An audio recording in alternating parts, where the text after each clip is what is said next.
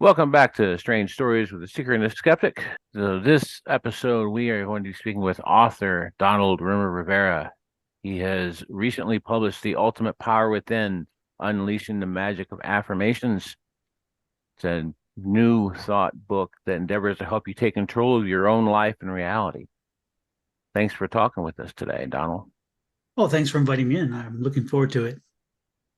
Now, Absolutely. just in case some of our listeners are not super up on what affirmation really means in this context, what are affirmations? Well, I'm going to give you the a quote unquote traditional version.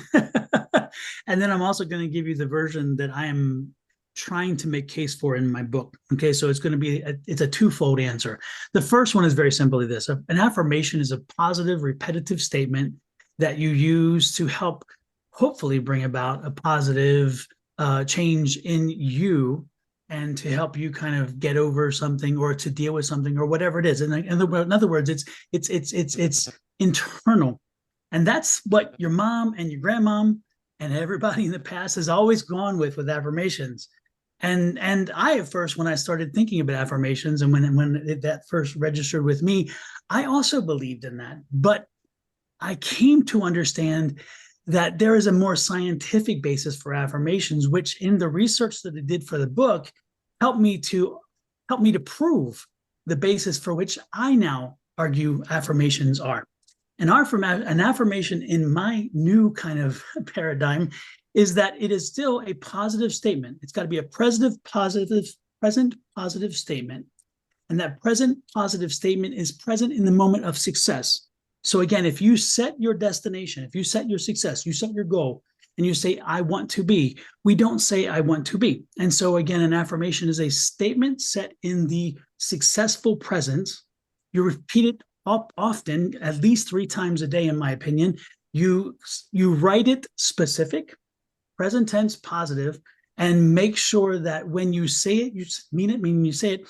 And as you do that, you affect the change not only in you, but in your environment based on your energy that is around you. And as that energy then touches somebody else in the ripple effect, it then changes them, and therefore they change and they change and they change. It's like that. You tell 2 friends, they tell 2 friends. So in other words, to me nowadays, an affirmation is a positive present statement repeated continuously to help you affect the change not only in you, but in your environment. That's the new change. Little long there, but I think you see where I'm headed. No, it makes a lot of sense to me. It's thinking a new reality. And so it's affecting the change in your energy system, like you said. What inspired you to start doing this kind of research and writing this book? Well, it actually, to go back a little bit to help people understand where I'm coming from, is I'm coming right now from a metaphysical basis. And so often when people hear, oh God, this is a woo-woo guy, this is a guy who's out there. Believe me, I was that other person who thought this is a woo-woo guy, turn the knob, I don't want to hear anymore. However, I was an engineer first. I was in engineering initially in my career. And then from engineering, I moved into law. That's a big jump in itself and a whole long story, and we don't have time for it. But the short version is that the engineering gave me a basis in science. And then the science, because I was a computer engineer. And so we learned about ones and zeros, ASCII, and all that kind of stuff. We learned about energy. We learned about power. I have a better understanding of energy and power than a number of people may think. And so therefore, I brought that scientific background, and then I became a lawyer. And now I have this reasoning background, an ability to put down a case to say, hey, this is how you prove your case. This is how you persuade folks. And then ultimately you get hopefully the result you want as an attorney with a not guilty verdict or, a verdict in your favor or whatever it is. And so with those 2 things, I was always had the metaphysical side going as well. And then ultimately what happened is I got into real estate. I bought a business, and down the road, the woman who sold me the business, there was a large family conflict. Who do they come at? They come at me, the guy who bought the business, and not the woman who sold it, because, hey, she's family. I get it. So I got hit with a big suit, and it took forever to get through that suit. And it was taking on and on and on and on. And at one point, it's interesting, as an engineer, you plan how you're going, you put plans together, you talk, you figure out, I can do this. As an attorney, I'm going to power through litigation because that's what I do. And you power through. At one point, after 4.5 years, you're like, screw this. I am so freaking tired. I'm so done. I am so ready. And we tried everything. We tried so many different things, and we could not get them to the table. We could not find resolution. We can't move that case. And I finally was so worn. And I said, I'm done. I'm done. And I've got to look for something beyond the science, beyond the legal. And I needed something bigger. And so I said, you know what? I had to surrender, which is funny because later, after I wrote the book and after I started selling the book and talking to people, they're like, have you ever read Michael Singer's book, or Michael Singer, I think it is, yeah, and the Surrender Experiment? And they said, because that's exactly what you were going through. And I'm like, I didn't, but now I did. And so I was gifted the book and I thought it was amazing. So what happened, again, go back before, and again, I didn't know of that, but I had to surrender. I'm like, I needed to find something beyond me, because what I have done is not working. And everything that it was in my tool chest, everything that life has given me to build up and work through things wasn't working. So I needed something beyond me. And so I said, okay, I'm handing it over. The universe, spirit, whatever, tell me what I can do to help you. But I know that you need to somehow be involved. And in so doing, it was interesting because I heard this, I've spirit guides, and again, I'm metaphysical and I have spirit guides, and they're like, you need to turn to affirmations. And I'm like, what? I don't do yoga. I don't do this. I am great. I am great. I am great. Because that doesn't register with me. It's like, I need something more. And they're like, no, do the research. You are a science-minded legal person. Do this. So I did. I hit the research books. And in so doing, I found I was frustrated because there is not a lot of research in the affirmation books. Everybody wants to give you an affirmation. Everybody has affirmations. Oh, use this and use this. But nobody did the research. And I thought, why is that? I don't know. Could it be because metaphysical folks generally in the older days weren't crossovers? I don't know. All I know is that no one really took the time to ask, has major universities, has major institutions done the research on affirmations? Do they work? How do they work? And I did. So I did what I do, the research, and I did a lot of digging and finding what I needed to do. And in so doing, I was able to find the research to support. Indeed, science has proven affirmations work. They reduce cortisone, the placebo effect, the neuroplasticity and retraining the brain, all these things that are never discussed in these affirmation books. And I'm like, why have we been cheated? So as I'm putting this in my head and I'm working through this, because again, the affirmation worked for me. I created an affirmation. I started repeating it. And in a very, very short period of time, after 4.5 years of nothing, we get a phone call. Hello. Hey, how you doing? They want to mediate. They what? They finally responded after what? Yeah. So we go to mediation, 3 weeks, right? Go to mediation. We're in mediation about 3 hours. We come to a decision, a conclusion. 3 weeks later, we're settling. After that, 3 weeks later, my business, I put it up for sale, wound up getting an amazing amount of money for getting that business gone because I wanted it beyond me. All this. And what changed? What changed? One thing, in my opinion. The time didn't change. Life didn't change. The clock changed. The calendar changed. But guess what? It had been changing for 4.5 years. The one thing that did change is me putting my affirmation down, saying it continuously, believing it when I said it, say it when I mean it when I say it. And in so doing, I affected, in my belief, I affected my environment, my universe, to bend to, not bend to my will, because that sounds very demanding, but to understand that, hey, something had to happen. And it did.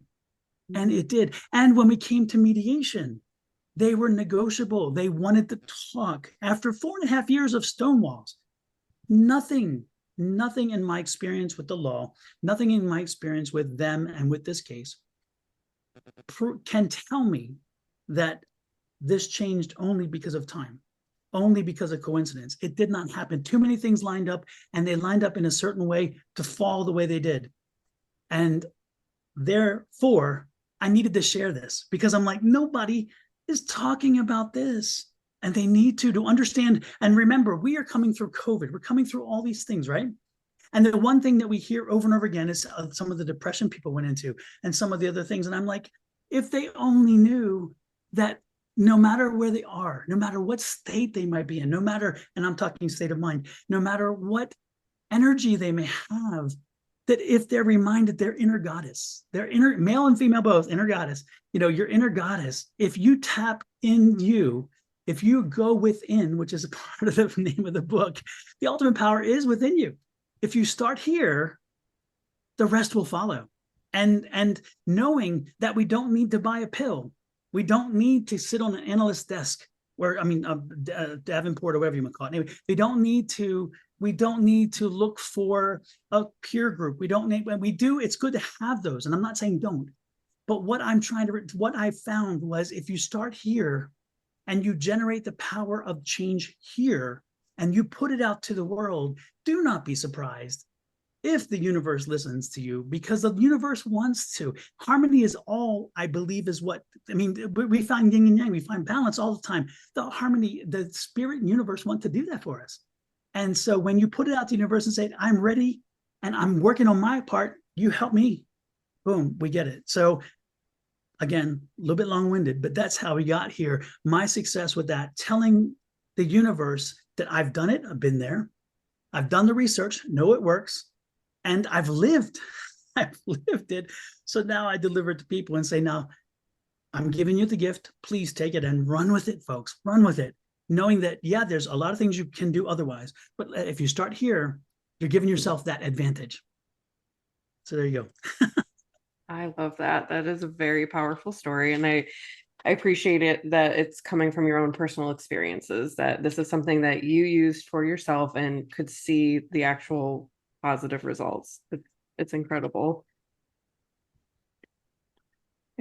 I specifically appreciate the fact that you actually did put in your text the references to where you're getting the information from, like studies and stuff, because a lot of times things like that will like kind of refer to things and they'll say, well, studies will show you this, and then they don't actually bother to tell you where they're getting their information from.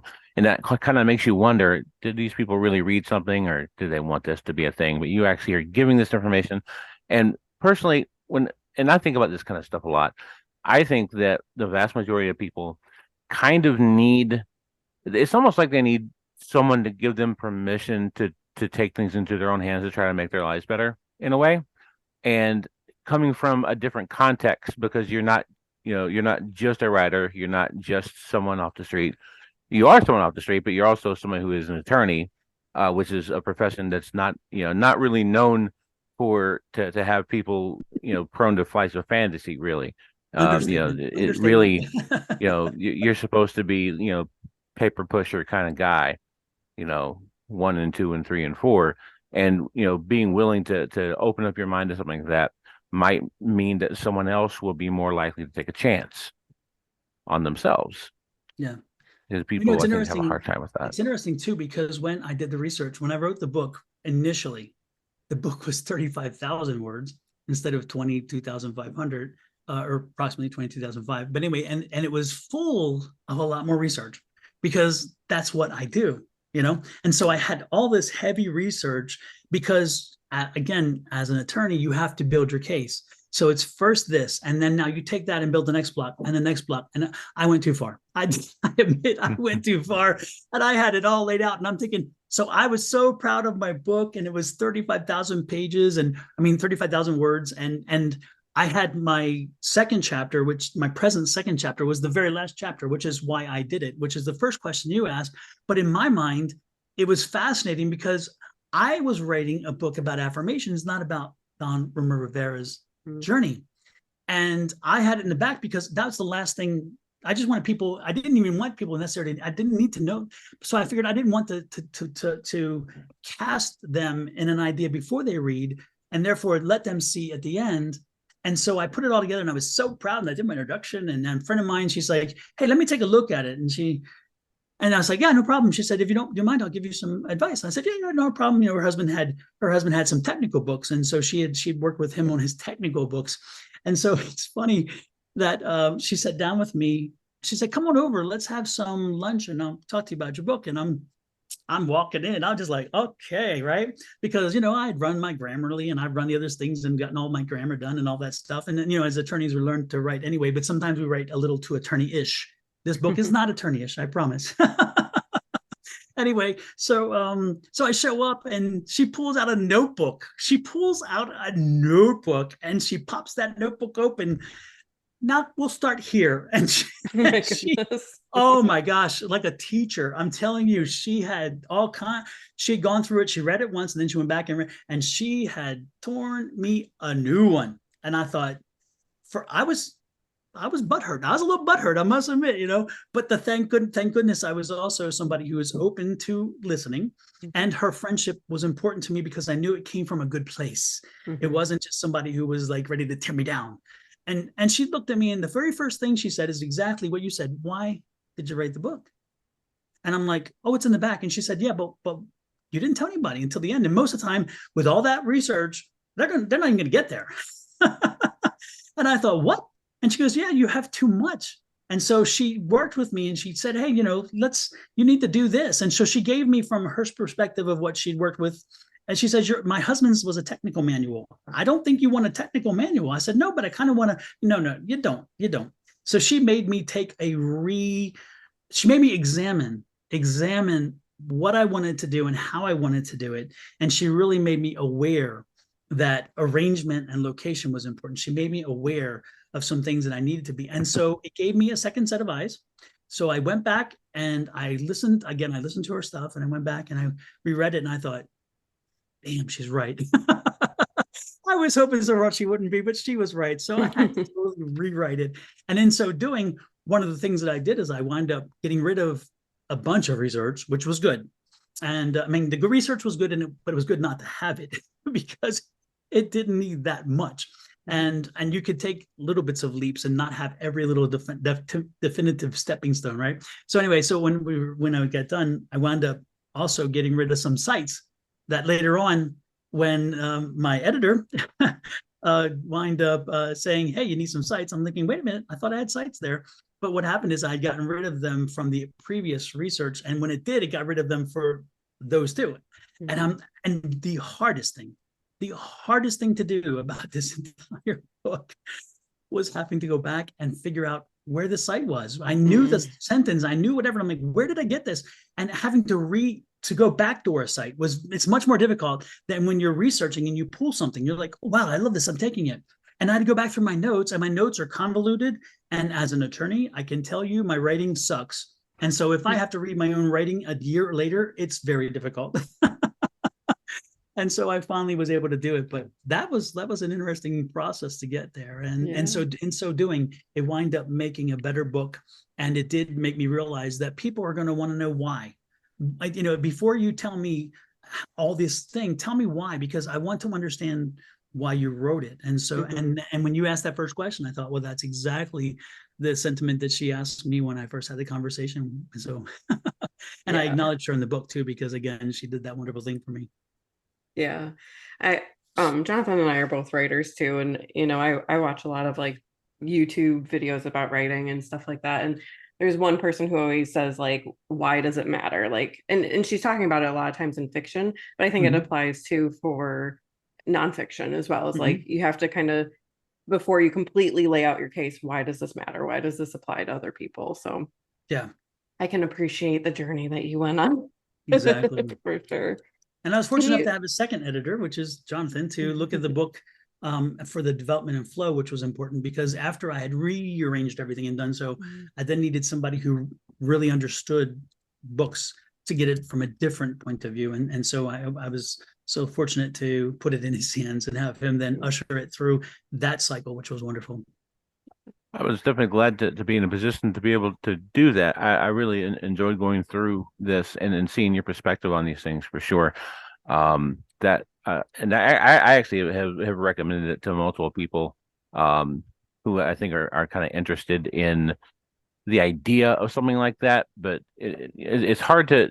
Usually, this kind of stuff, it's really hard to give somebody a text to start with that's not going to like require them to have years of knowledge of esoterica in some way or another. And I think that you achieve not needing that. And I don't know if that was your goal or not, but I think it's a very positive thing because some people have to have a starting point. Yes. And I think this would be a good point of that. A lot of times I'll recommend to people like Miss Horowitz's stuff because he also tries to take a tack of not assuming that you know something. Hmm. And a lot of writers are not good at that. But I think you nail that for sure. I Um, appreciate it. Thank you. let me ask you this. I've been curious about this ever since I started reading to edit your book. Hmm. Obviously you've got this the dichotomy in your life of being of having like the kind of I like the term esoteric thought. Some people don't like that. Everybody's got a different way that they like to phrase these things. But so for you, where did that kind of thought process start for you? Like how do you where's your background start on the kind of the less mainstream way of looking at life? Well, I'm blessed. I am blessed to have a great set of parents who allowed us to just be, just be. You know, we weren't helicoptered. We didn't have. I didn't have a tiger mom. I didn't have helicopter parents. I didn't have the. They just said, you know what? As long as you're not offending people, as long as you're not, doing stuff that's driving our neighbors. I grew up in the inner city. I grew up in Baltimore City, and inner city. And as an inner city kid, I don't know if either of you have that experience, but as an inner city kid, your parents are not the only ones that raise you. Your neighborhood raises you. The old ladies in our neighborhood were our parents too, because if you did something, I was born on Gilmore. I grew up on Gilmore Street, right, which is not, the name is not important, but Gilmore Street, and then I had some friends on Stricker Street, which is 2 streets down, right, and it's all row houses, and row houses on both sides face each other. You can do something on Stricker Street, and by the time you got back to Gilmore Street, which is 2 blocks away, the old ladies and the network had already told your mom. So when you walked up to the door and she's standing there and she's tapping her foot, you're like, how did she know? Because the network worked, okay? Or and at that time we had policing that was neighborhood policing, and the police, they'd pick you if you did something, and he didn't like what you did, and it wasn't too severe. You see him coming up with you and going, and he's like, knock on the door, and he would stand down, and you would, and the parent and the mom, and she's like, oops, the worst offense is having to bring a cop to bring you home. And again, it wasn't big things, but for us it was big. But we had neighborhood policing, so we all knew the police, we all knew everybody else. And so when the police guy brought you home, there was a favor to you to realize, let's not do this, because you could get down that slippery slope. And it was a favor to your parents and whatever, and it was wonderful. So they gave me the freedom but the neighborhood also, again, raised us up, and it gave us the opportunity to be ourselves, to be free within limitations. And then my mom was gifted, is still gifted with this amazing ability to know and to hear and to see. And when I say that, I mean know things, hear things, and see events before they happen, as they happen. And I remember one event very clearly. It's the one that's kind of always etched in my brain. And that is that we were all, as kids, my mom was quite young, and we were all like, she was just fun. She was a fun mom. And so one day we came home from school, and she was upstairs, and she was doing something in the bedroom. She was wrapping something. We came up and we started joking and stuff, and we're all wrestling on the bed. And all of a sudden my mom reaches over and grabs the phone, but the phone's not ringing.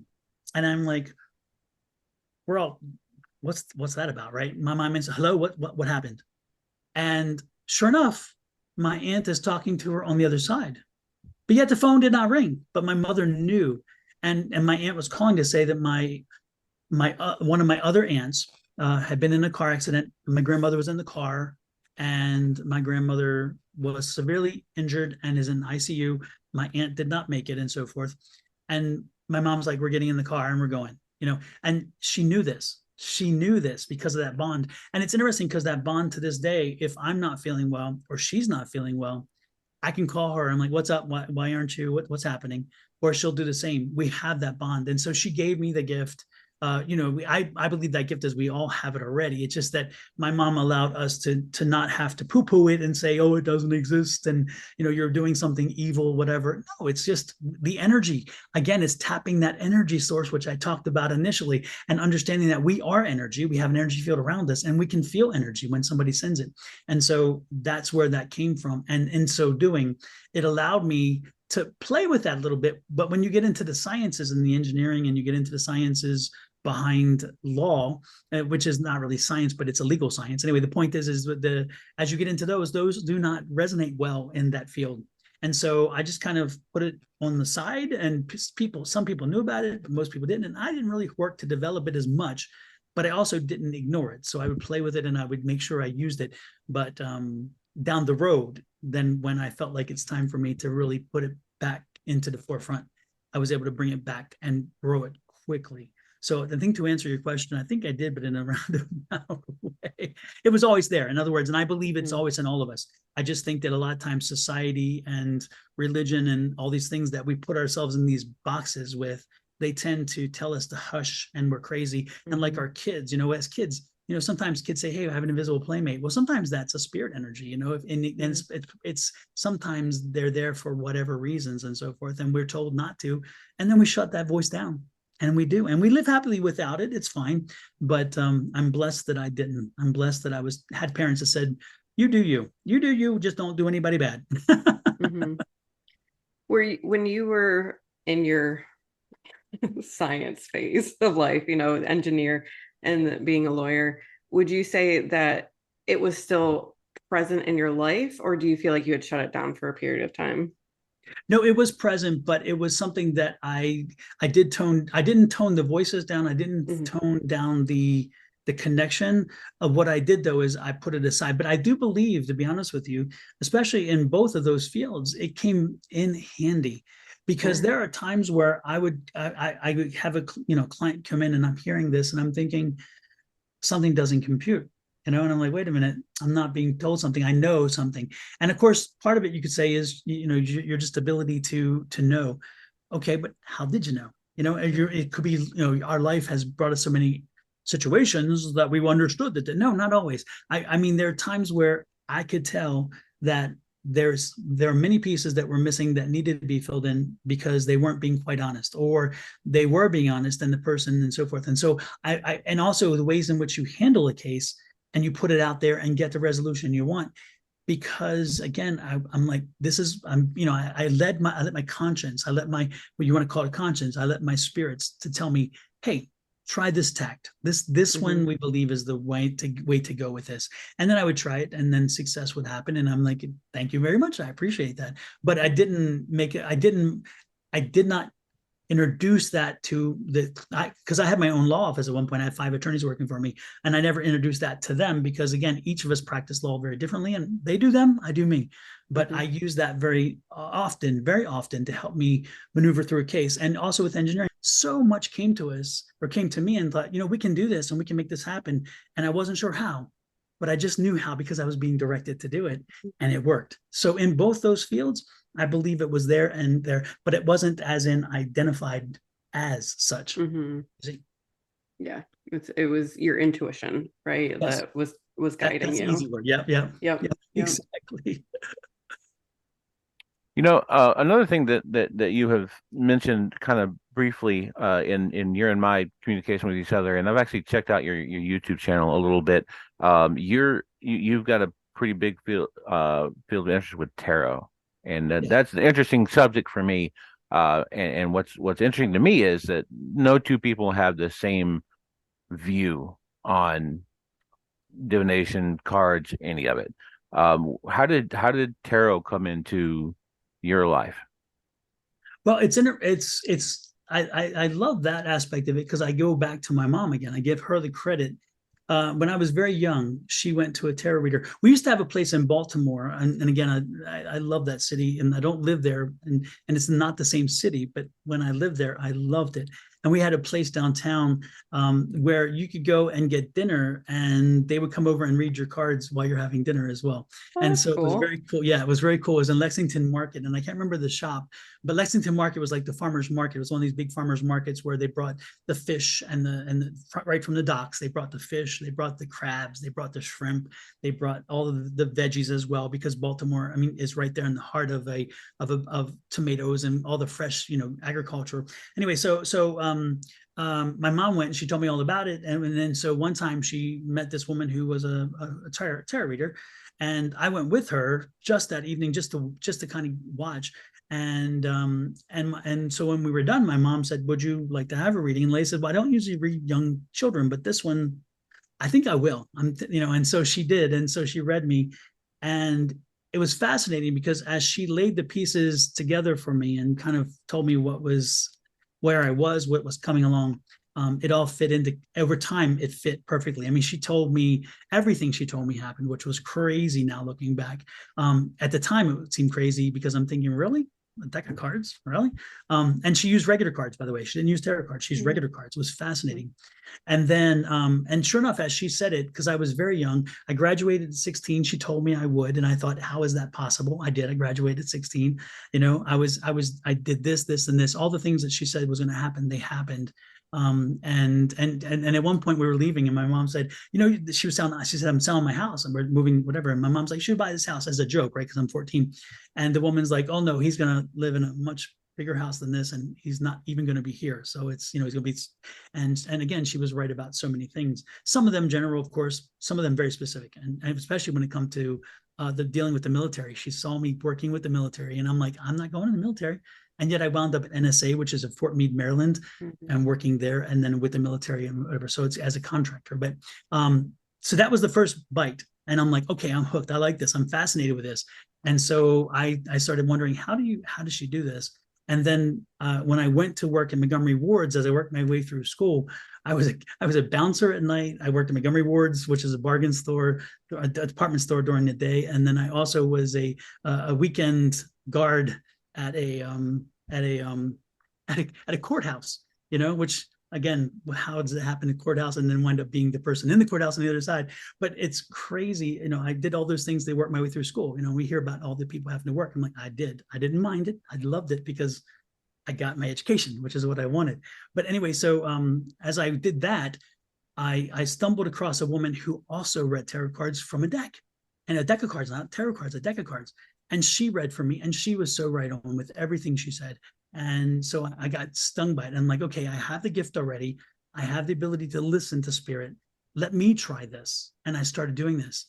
And I got a training deck, and I started doing it. And I'm like, wow, this is kind of cool. I'm getting messages. Okay, so now I need a test case. So then I started test casing my family, and I would read for certain family members, and they would come back, and I'm like, this is what I'm picking up for the next few weeks. And that was my test case. And they'd come back. It did work. You did that. This happened. And so that's how I got bit by it. So I was like, okay, so I got the little nudge. I was like a drug dealer. Here, I'm gonna give you a little taste, and then you're gonna come back. And I did. I loved it more and more. And then I started doing it for friends and family, close friends and family. But again, with my other stuff, I had to just kind of keep it under wraps. And so I didn't make a big issue of it.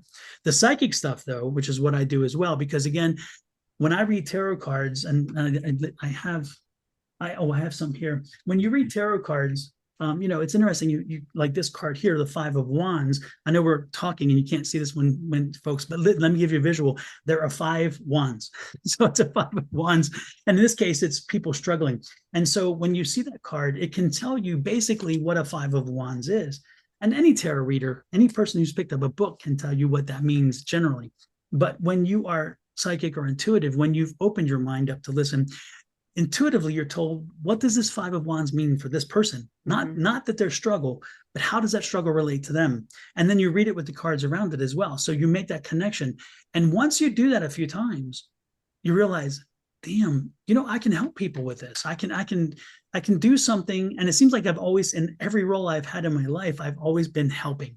I've helped to create systems. I helped to create case law and to help people to resolve issues. And now I'm helping them here with their lives, and so the tarot then has come in that same vein, in my opinion, for that same purpose. And so as I read the cards, I learned how to read them based on meetings. And then I let my spirits and spirit guides tell me, oh, well, this may mean that here, but not in the same case. Like for me, the 5 of Pentacles is very clearly a grass is green on the other side card. If anybody tells you, it's like they always tell you this.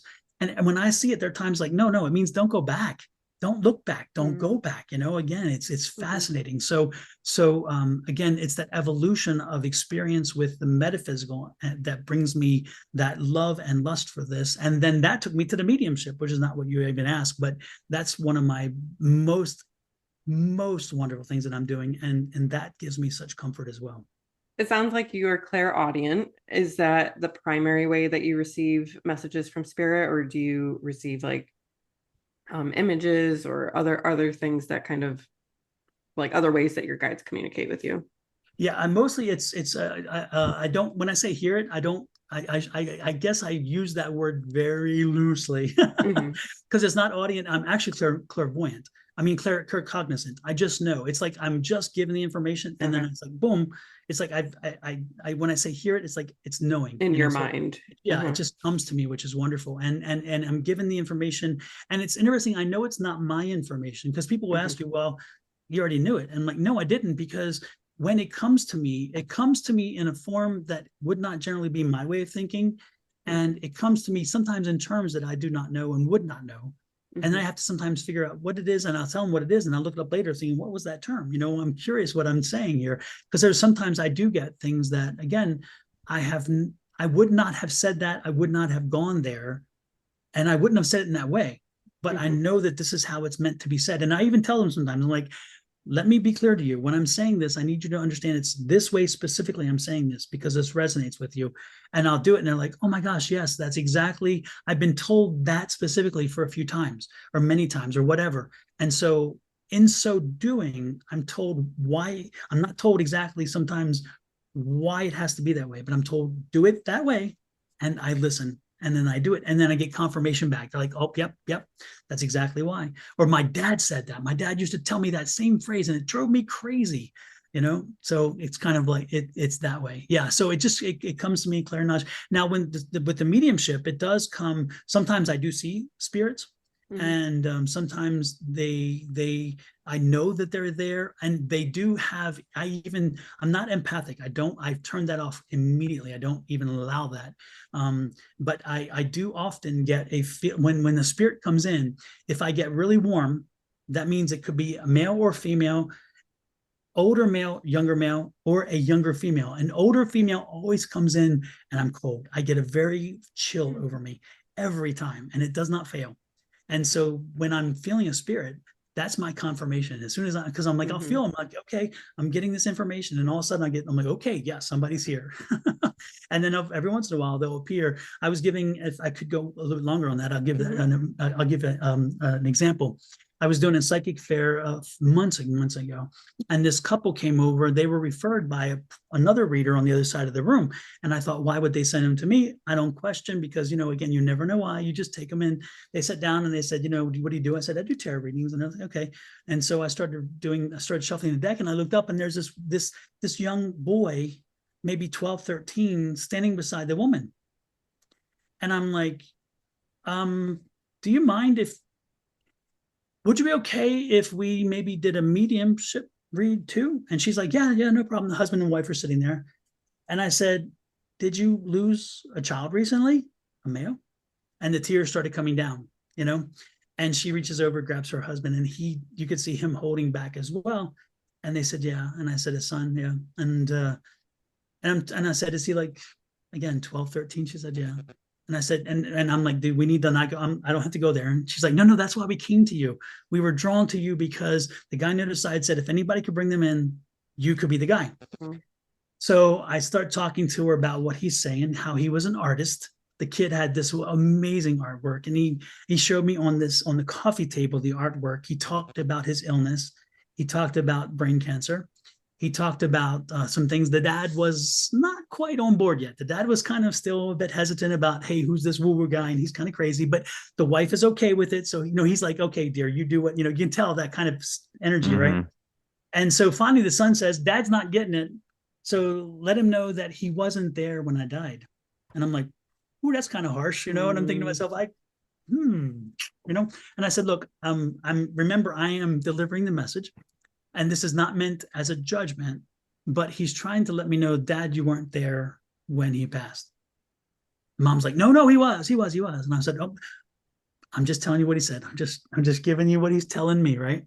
And then they start, you know, I said, okay, let's move on. Then it's okay, you know, and I'm trying to just move it on. I don't want to dwell on that because I don't want to get them tied down. And then all of a sudden the dad reaches over and he taps the mom's arm hand and he says, I think he's right. And she goes, what do you mean? You were in the hospital. He said, no, I was coming down the hallway. When he left us, I was not in the room. And the kid's like, bingo. So then the dad's now coming on. So then the dad, I'm talking about the artwork, and the dad's like, what's his favorite artwork? And I said, the one over his bed, the one he's showing me with the big yellow face and the blue. The dad's like, yeah, that's over his bed, you know? And so as we got further into it, the dad definitely came along, shall we say, and the kid talked about it. And the reason why the parents needed the kid to come in, and the reason why the kid came in, was to tell them they were carrying such guilt that they may not have made the right choices in healthcare. And they were thinking something could have been done differently. And what happened is the talk would have probably taken place, but he had brain cancer. And so when the tumor shifted or something like that, I don't know all the story, how it worked, but I know that things shifted overnight for him and he could no longer speak. So they couldn't have the conversation that they figured they knew they would have eventually, but they didn't think it needed to be then. And unfortunately, they didn't have it. So they wanted to confer to him that, you know, they felt, you know, they needed to know. And he was like, you did everything you could have done. And then I had to help them understand. And I think they did get this point, is that his life journey was at 13. He didn't come here for further. Okay. And this is a leap for folks out there right now. You're probably saying, what the hell is he talking about? What I'm talking about is, this kid came into this world to carry that burden, and this was his life path. And he had some exits built in. And he told me, he said, I died at 8 and I came back. I almost chose to leave at 8 when my exit was built in, but I chose not to. I stayed on through. And I asked him, I told him, he's telling me he died at 8 and he came back. And they're like, that's true. He did. They had to resuscitate him. So, and he had, so again, they gave confirmation. He gave them, and again, when I do mediumship, it's confirmational mediumship. I give them specifics, something that you just can't pull out of, you know, you have to be getting it from someplace. And that's the young kid standing beside them. And he told them that he had died, you know, he died at 8 and came back. And they're like, yeah, he did. And they explained that. And I explained to them that he chose them as parents. That was a choice before he came in, because he knew they would do the great job they did, and that they did the best they could not have changed anything. Nothing they would have done would have changed things. So when they left, they felt a little relief, a lot of relief, because again, they were carrying that burden. Did they do enough? Did they do too little? And that's the burden that most parents have. But he needed them to know that was never going to be different than 13. And it's interesting. One other thing that I failed to mention as I was talking is that I looked at her and I said, your grandmother looks like this, right? And whatever. He said, yeah. And I said, because he's telling me that she was with him from birth. And she's like, but he never knew her. I said, no, he didn't need to. He didn't need to. Your family's all around you. They're there. She came in with him knowing he would have a very hard life. And I said, and then he told me, he said, I told my mom. And so I said, well, but he told you. She said, yeah, he did tell me, but I didn't. It's a kid. I didn't think he was really seeing my grandmother, because again, I did not know her. And I mean, he did not know her. And I said, yeah, but he's letting you know that he did. She was there. She walked through his life with him. And she's like, you know, that makes sense, because my grandmother would do that. My grandmother would do that because my grandmother adored me. And so it was wonderful for her to even get coverage, get some closure, not only to that part of it, but to all of it, to know that she was the mom that he needed her to be.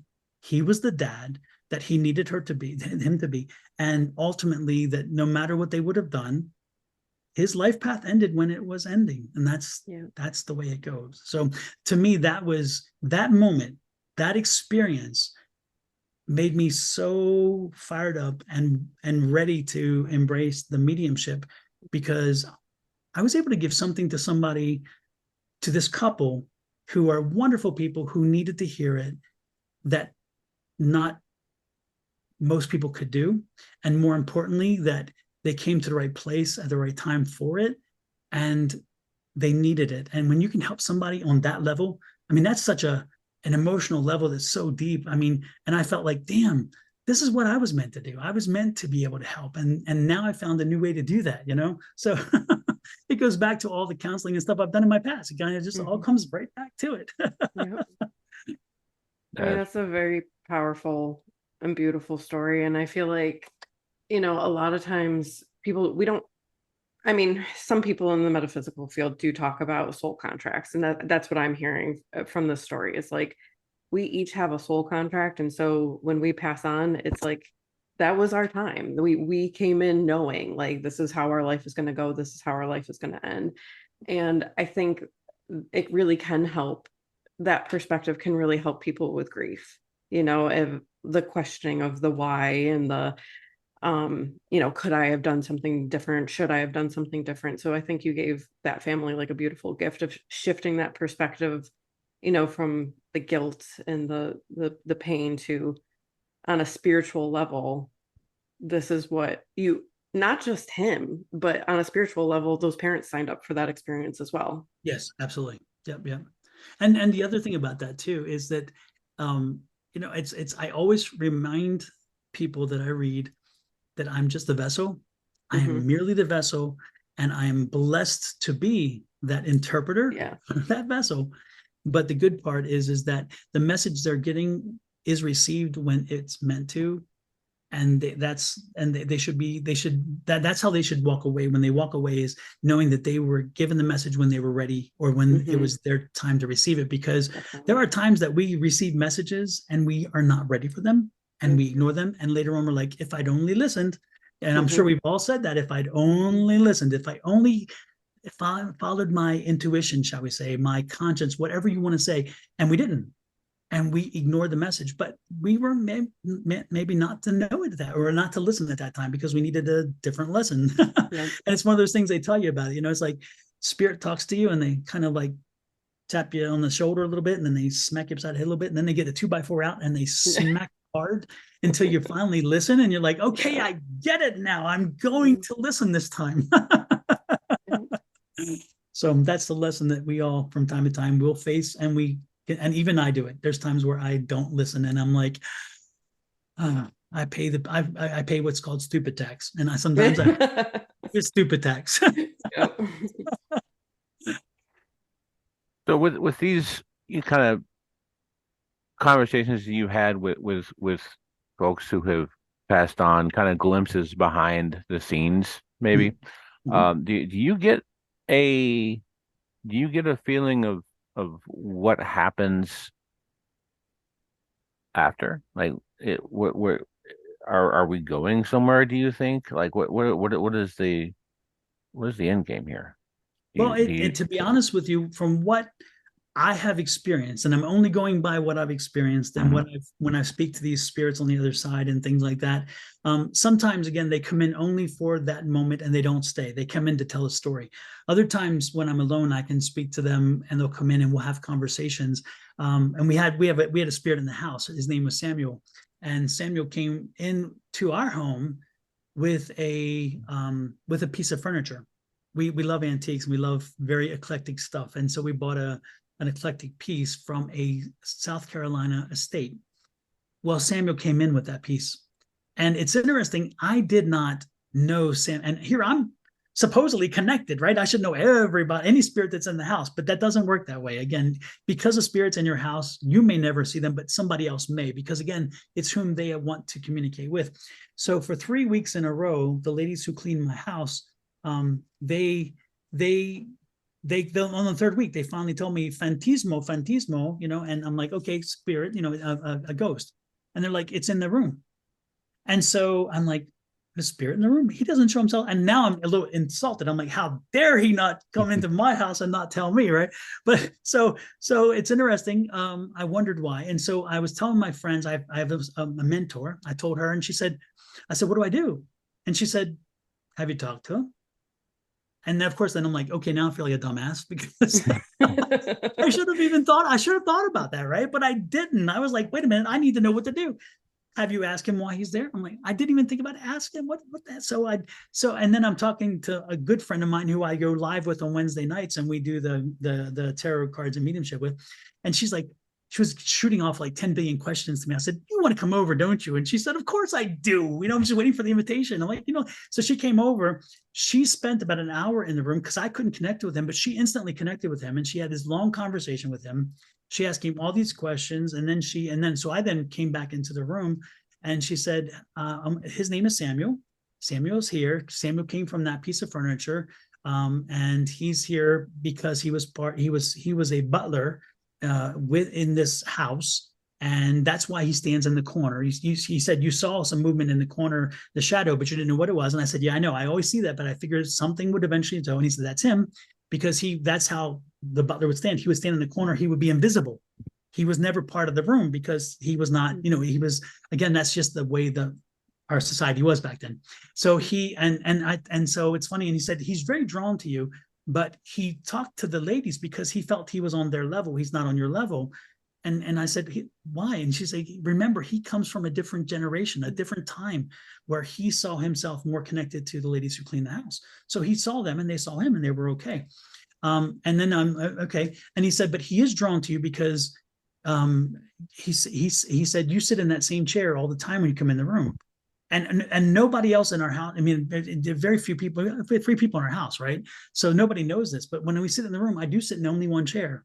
And so he was talking about that, and he was talking about that and about me, and he was telling me about how I sit there and what I do. And I'm like, wow, geez, yeah, he does. He's there. So we were talking. So Samuel, with one of those spirits. And so I got to know a little bit about him. But when he left that night, Angie told him, my friend Angie said, you can't stay here. You gotta go wherever you're going to go. But I don't know where you're going to go next. And the next morning she wakes up and Samuel's with him, and he's been with her the entire time since. He's very grandfatherly, and she loves him. So for her, having Samuel gives her a comfort. So she took my Samuel. Okay. But again, the spirits I talked to go back to where we were going, because I was going with a point here, and that was going to answer your question about spirits on the other side. What happens is and again, this is like a leap of faith for people to understand this. We are this physical body while we're here on earth, and we are just the vessel. Again, back to the conversation about vessel and tools and so forth. And think about it this way. Say there's a little silver thread that connects me to this like ghostly kind of figure that is my physical body, but like transparent. Everything that we do and learn here, it gets put into this little energy here, the energy me, right? And so when we die, that cord's cut. Remember, we are energy, right? And it's interesting how if you test our body for energy on the voltmeter and the ohm meters, there is energy there. But when we're dead, you touch the same thing, there's nothing. And my belief is that energy exists because of that cord. When that cord's cut, that energy then goes. That energy takes back, and it's kind of like for the folks who are too old, too young, you may not understand this concept, but it's kind of like the DVD or CD player in a writable CD or the cassette player. It goes back to the other side. It is already that energy anyway. It goes back and it goes into our records, and it becomes one of our additional lessons. And so, or a few lessons, because usually we learn 2 or 3 lessons each time we come in. Those pop in place, and they are then added to our library of lessons. And what we do is we come back over and over again, and to be our highest and best self, to be that ultimate energy that can, to be whatever that best is, whatever that best might be. Everybody, I'm sure, has a different concept of that. And so that's why we come back every time, is to learn more lessons. Subconsciously, we know them. Consciously, we don't necessarily. And then so that cassette, that DVD, whatever, goes back there, plugs in, and it becomes part of that experience and that database. While we're there, sometimes, though, we don't want to come back initially. Sometimes we don't want to be back here, but sometimes we want to be actively involved. So we come back as a spirit guide, and we help our past loved ones and friends and whoever else we believe we can help. We come in to help them. And we serve that role. It seems like we're always, though, in some kind of service or to help or to assist, because it's like, again, it's an energy that needs to be flowing. And so I believe that's what we see. And there's other energies up there that do other functions and roles as well. And there are some people who come in back in this way as gatekeepers, and not to muddle the waters. But a spirit guide comes and goes throughout your life. You don't have and this is just my belief from what I've been talking to spirits. You don't have the same spirit guides all your life. Spirit guides come in and they leave based on your needs. If you have a need for a spirit guide that has maybe some math abilities or counting because you're going through a math crisis or a budgeting crisis, they come in and they help you through that. But then they go because they don't serve another function. That's what they do. And then you call in other spirit guides that do those things. The gatekeeper is the one spirit that's with you from birth to death. And that is the one that keeps a fence around you. And it's not really a fence, but I'm giving a visual here. They create a wall, a fence, a barrier that says they control access. You tell them what to do, though. You tell the gatekeeper what to do. And then the gatekeeper then listens to you and allows the spirits to come in and leave and do as much impacting as you want based on your wants, wills, and desires. And if you're somebody who doesn't really deal with it much, the gatekeeper then is kind of helps to control that for you. But if you're somebody who already connects to spirit guides, then they can be crazy sometimes. And also when you're a medium, the spirits can come in anytime they want. So my gatekeeper has a very specific role in the evenings because she knows very clearly, I do not allow any spirits in my bedroom. I've given up on that unless I ask for a resolution or I need some clarity. And so what happens is if I say I'm having an issue, like when I was writing the book, I'm like, I need something to fill this. I need some void in here because something doesn't line up. And I would say, spirit guides, can you run out and somebody bring in a specialist that knows this, bring them into me so I can have the information and know where to find it. And then I will say, and then I tell my spirit guides, help me remember tomorrow what I'm learning tonight, what I need to know from tonight. Because again, when you wake up, a lot of things we lose. Instantly, we lost it. It's crazy. Mm-hmm. But if you tell the spirit guides to help you to remember tomorrow what it is that you needed to know tonight, it does work. And then in the morning, I'm remembering what I need to know. And so sometimes it would take 1 or 2 nights. Those spirits can then come in because the gatekeeper is aware that I've asked for that help. But other than that, I couldn't sleep for a long time. And I'm like, why can't I sleep? And I realized as the more in tune I got, the more open I got, the more then the spirits realize, hey, I'm able to talk. And they wanted to come and talk. And I'm like, hello, y'all don't need rest. I do. I need my 8. I need a serious 8 of sleep. And so the gatekeeper was very good in that way. So that kind of defines what a gatekeeper is. Again, that's a lifetime commitment. And they're with you from birth to death. And then the spirit guides come and go as you need them and as you call them in. And some of them will be there over and over again. And so I hope that kind of answered the question there. Absolutely. And it sounds like what this is all done by choice. It's all consensual on the parts of the spirit you're talking about. Like nothing's being forced to do anything. It's they choose to do what they're doing. Yes. And I think it's, and not only is it a choice, but it's an honor for them. I think mm-hmm. they want to be in use. They want to be in service. They want to be helpful. And and again, maybe it's part of them fulfilling their contracts as other things they learn, because in teaching that helps to fill those things without having to come back. They still, by teaching, are fulfilling certain things that help them be the highest and best self. You know what I'm saying? So I think it's additional roles that help to round them out, and not just lessons they learned here, but lessons, and also the lessons they learned, then they can come back and help us learn from their lessons. And maybe it hones their lessons as well that they've learned because they're seeing it, how it funnels through to us. You had mentioned at the beginning about like the way affirmations work, you're kind of tapping into your inner goddess. So can you tell us a little bit about what you mean by that, and what exactly is your inner goddess? Well, to me, the inner goddess, again, is that power within us, that spark, that whatever it is that we often, again, it's interesting. Again, we have become a society where, again, we're looking for the outside. We're looking for something outside of us, external to us. to help us resolve things and to fix things. And the goddess inside of us is that core, that core energy, that core self, that we often have been beaten down by. Not by, something by is not the right word. We've had it beaten down in us. And so it's like, when people cast aspersions and when the negative self-talk, and then us, the images that we don't fit and so forth, and we quiet that voice inside us. We dampen it down because it takes our spirit away. It takes our energy away. And that energy is still there.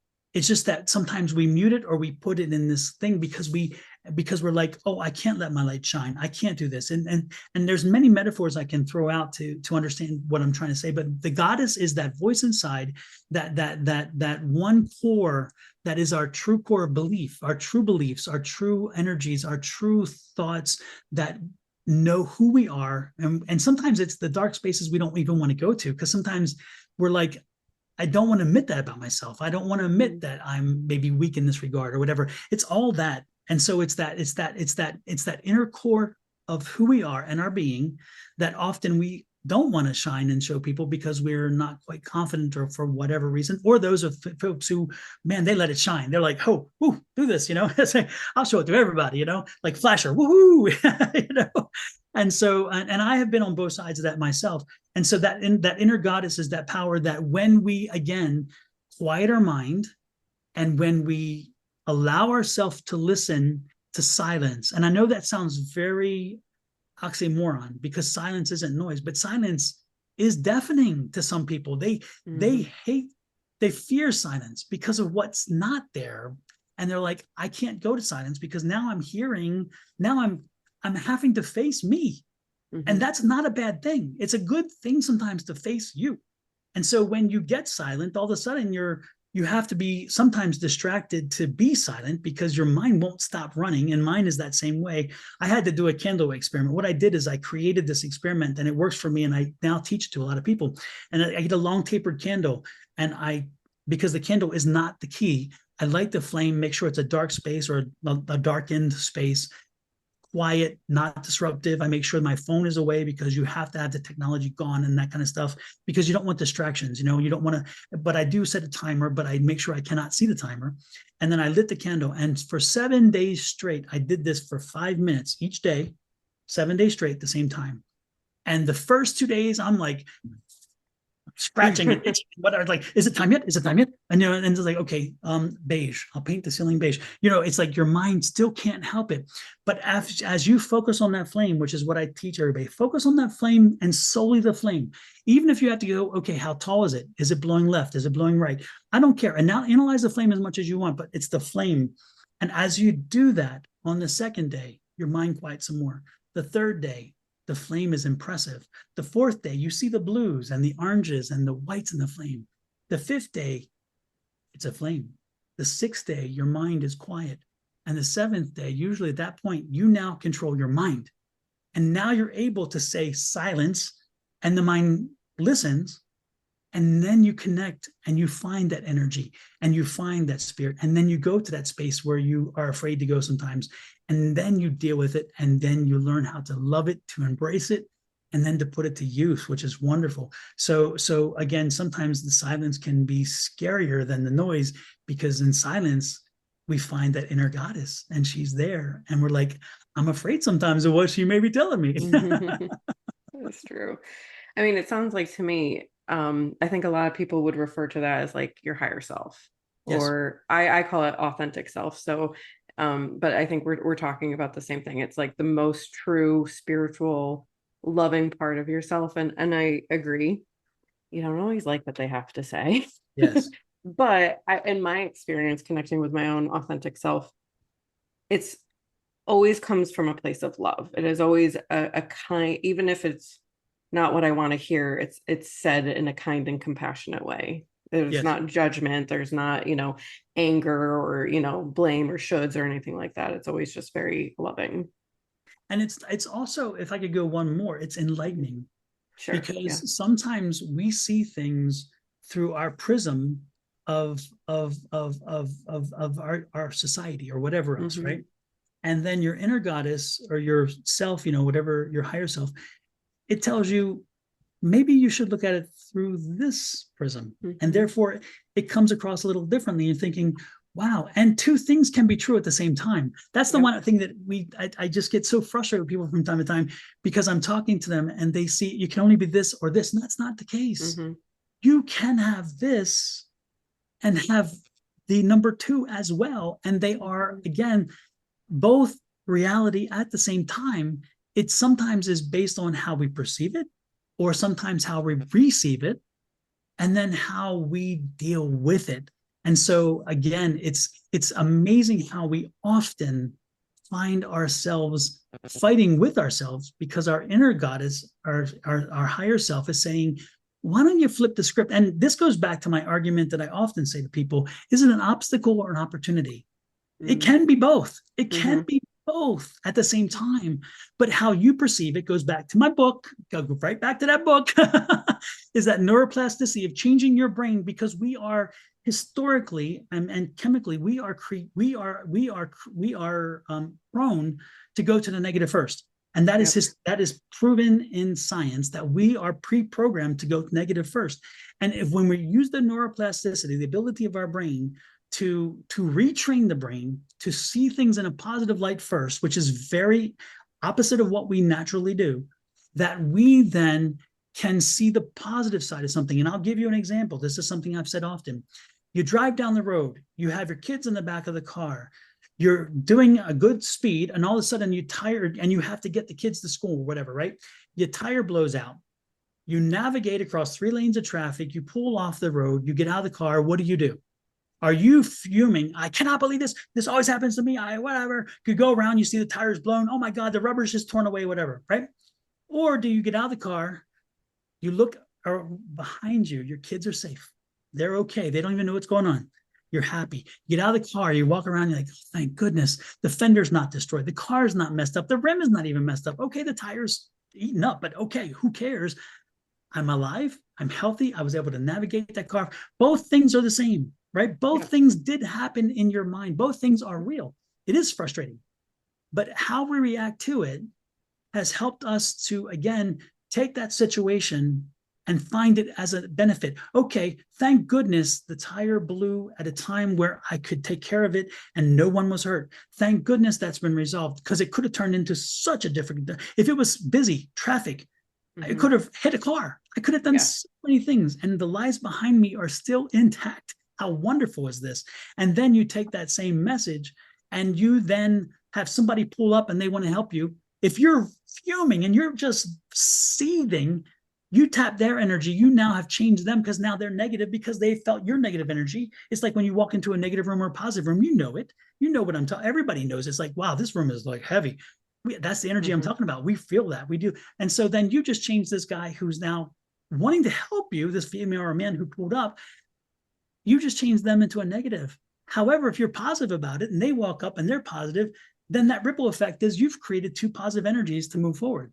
It's amazing how 2 things can be true at once. It's how we react to them that can determine how it moves forward with us, for us, and with them.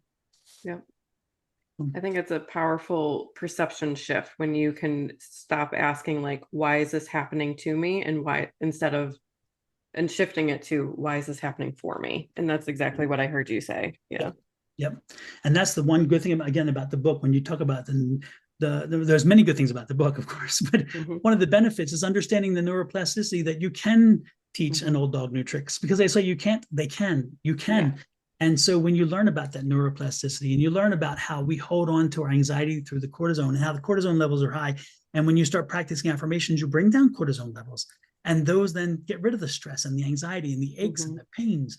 How when you're dealing with the placebo effect that affirmations bring, the historically proven, again, science behind the placebo effect, and how if we believe we are better, how we can actually help our health, and we can help the doctors and help everybody else to help us overcome our illnesses based on just the placebo effect alone. And again, it's a proven effect. It's proven in science. So it's amazing how the book helps you to make that roadmap, gives you a roadmap, and it says, okay, we're starting from here. I'm giving you, I tell you what happened to me.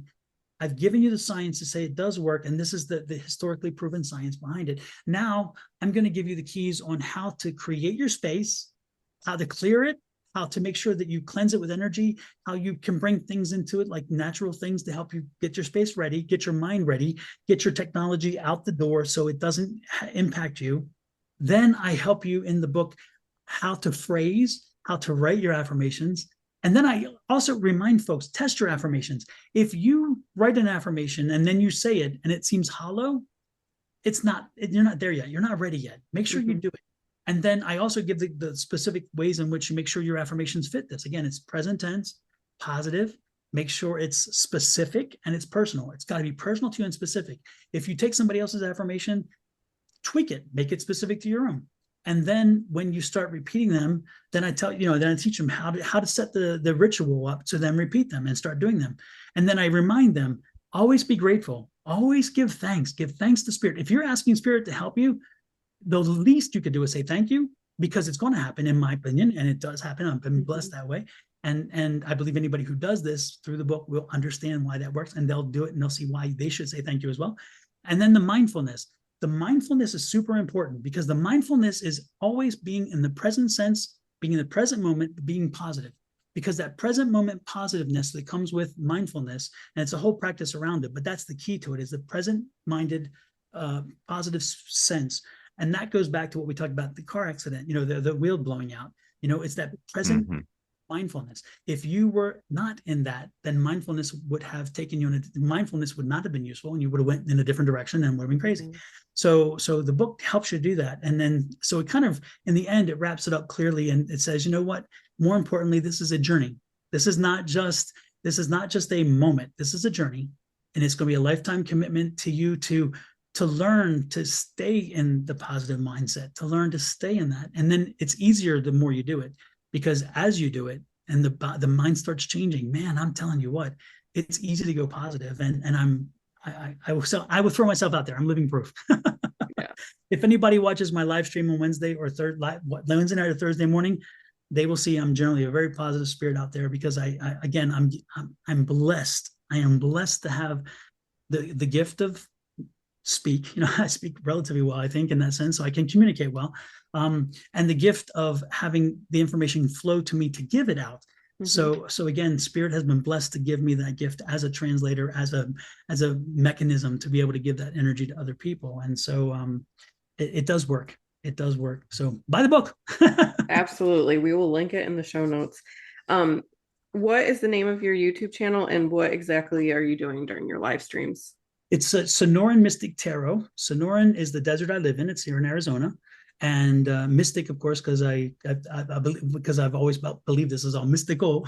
Yeah. And then tarot is the base of what I do. And so Sonoran Mystic Tarot on Wednesday evenings, starting at 6-ish on Arizona time. Arizona, we don't change times. So 6 months out of the year, it's Pacific time, and 6 months it's Mountain time. But anyway, we run from 6 to 8:30 or 9, and we do free tarot readings or free mediumship, whatever comes in. If a spirit comes in that we're reading for somebody, anybody can come on. There's no charge. It's all free.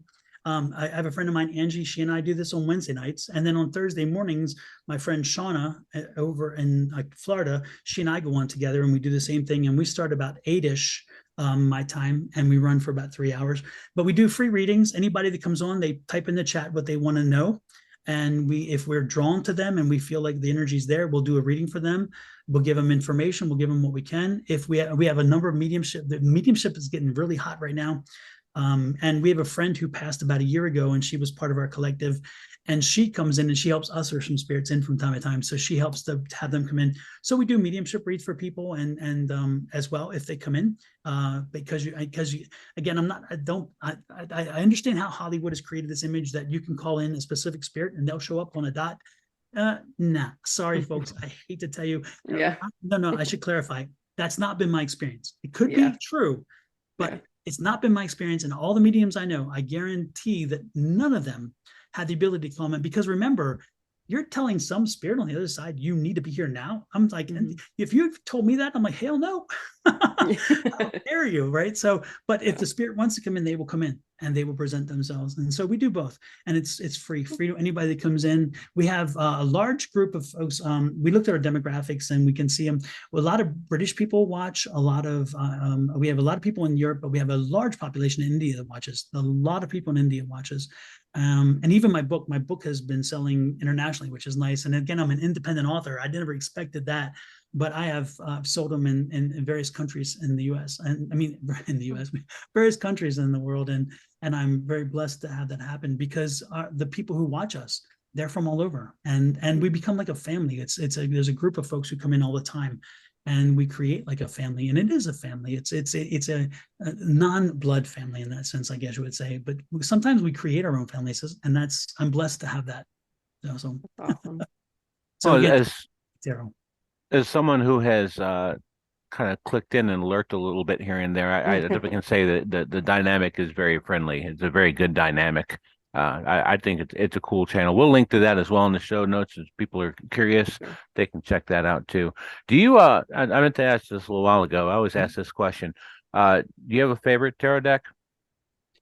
I have actually, believe it or not, I do have a favorite tarot deck that I like, but it's interesting. Each of the decks for me have a different function. Okay, so for me, the Rider-Waite deck, which is the traditional deck, when I really need specifics, I mean, I need to get something boiled down to specifics, I go to the Rider-Waite. Is my what I call clarifying deck. So I'll start with the Gilded Tarot, which I love, which is this deck in my hand here. The Gilded Tarot is a deck I love, and I use it for the general readings. But when I really need to get hammered down, I'll take as a clarifying cards. I will take from the Rider-Waite. But my favorite deck is not really a tarot deck; it's an oracle deck, and it is called the Angel Healing deck. And I absolutely love this deck. It is a deck that I turn to. And it's interesting, when I'm doing readings, I'll have 4 decks or 5 decks sitting around me, and I'm being told which deck I need to draw from for that reading. But when an Angel Healing deck comes in, that means somebody is having problems, like emotional problems or drama with family or something. And it never fails. Every time I grab that deck and I start reading it, and they're like, yep. And that's what they needed to hear. They needed to hear about their emotional stuff, where the other tarot decks are usually other things that happen in your world. But when they're really going through some emotional mess, that Angel Healing deck screams at me. And it's like, in a positive way, of course, but it tells me, hey, this person needs this. And that is my ultimate go-to deck. And it's funny because every time I see it at a store, it's out of print. You cannot find it in print anymore, but I go to the Half Price bookstore here local for a lot of things, and that deck every once in a while shows up, and I buy it because I have a lot of people who say, whenever you can find it for me. And I have a long list of people who want it, so I buy it, and then I send it to them, and I scratch them off the list because it's such a wonderful, strong, powerful deck. And that is my go-to, but it's not necessarily a tarot deck. It's an oracle deck, which is a different subset of the whole metaphysical stuff. Tarot is 78 cards. You have the major arcana and minor. Oracle is anywhere between 40 and 50 cards, and they don't have the same kind of energy or meanings as does tarot. Very cool. Anything else you wanted to ask? I think we've covered all the things that I had on my list. This has been a really great talk, man. Thank you for hanging out with us for a little while.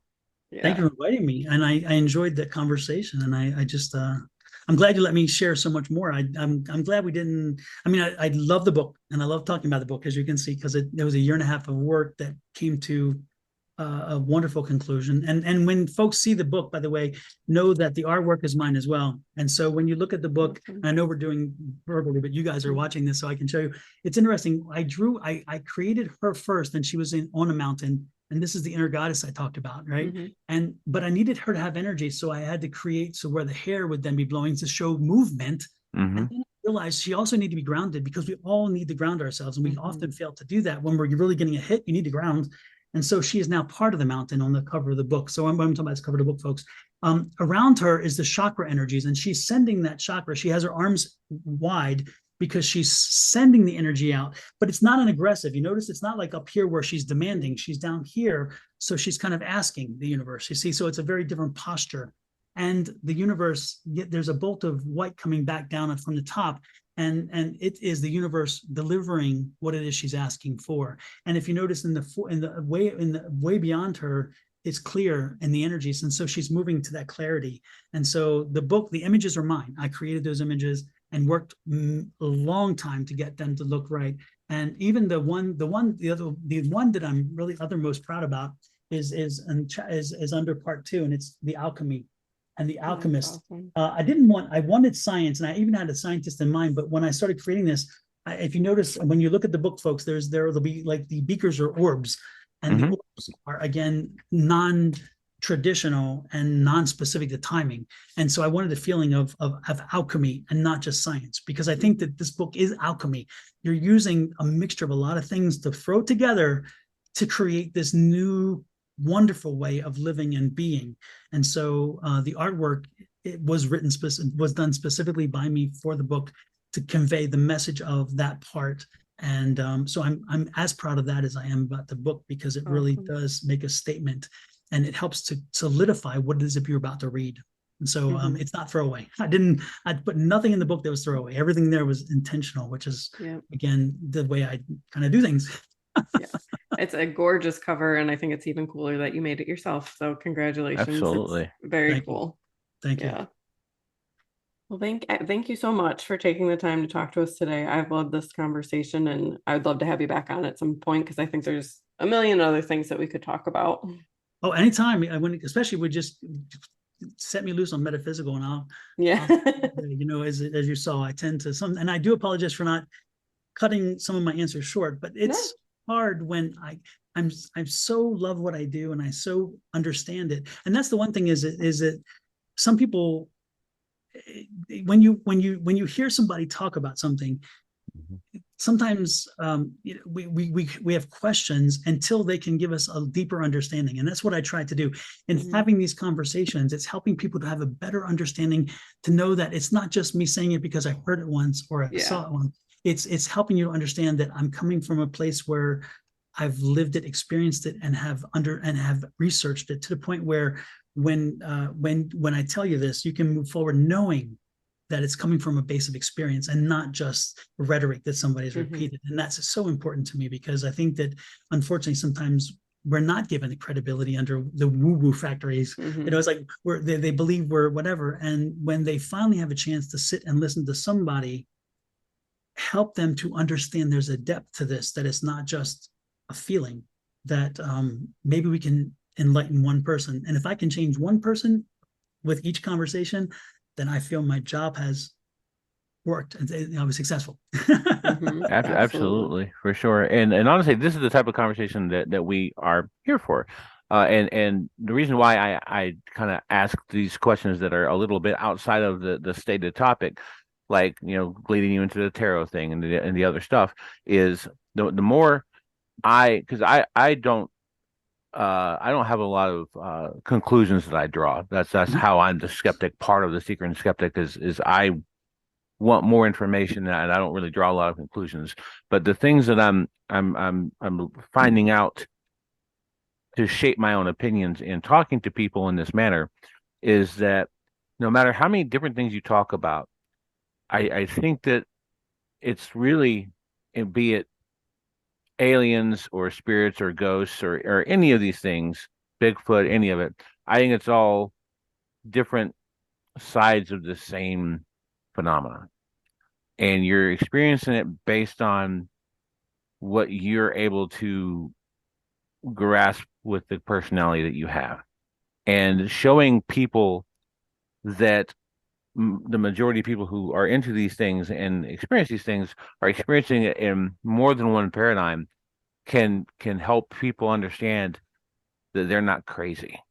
You know what I'm saying? And there's a lot. I think there's a lot of value in that to be able to showcase regular people who have a billion different kinds of jobs and lives that are experiencing things that don't make them crazy. Absolutely.